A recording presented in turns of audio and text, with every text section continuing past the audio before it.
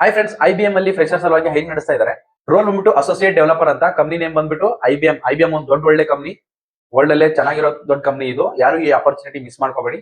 Qualification ಏನಾಗಿರ್ಬೇಕು ಅಂದ್ರೆ bachelors degree ಆಗಿರೋರು ಕೂಡ ಈ ಜಾಬ್ಗೆ ಅಪ್ಲೈ ಮಾಡಬಹುದು, ಮತ್ತೆ BE.BTech ಆಗಿರೋರು ಕೂಡ ಈ ಜಾಬ್ಗೆ ಅಪ್ಲೈ ಮಾಡಬಹುದು. ಡಾಟಾ ಸೈನ್ಸ್ ಅವರು ಕೂಡ ಈ ಜಾಬ್ಗೆ ಅಪ್ಲೈ ಮಾಡಬಹುದು.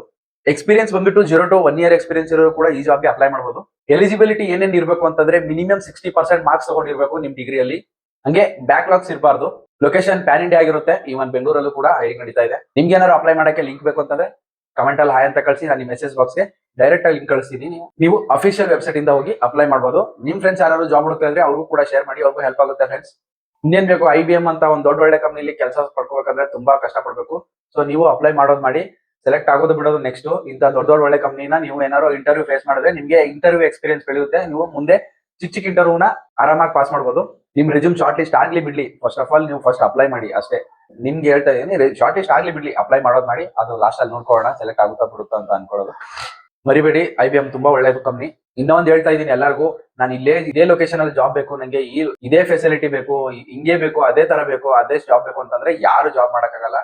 ನೀವು ಸ್ಯಾಕ್ರಿಫೈಸ್ ಮಾಡ್ಲೇಬೇಕು. ಲೊಕೇಶನ್ ರೀಲೊಕೇಟ್ ಆಗಕ್ಕೆ ಪ್ರಯತ್ನ ಪಡ್ಲೇಬೇಕು.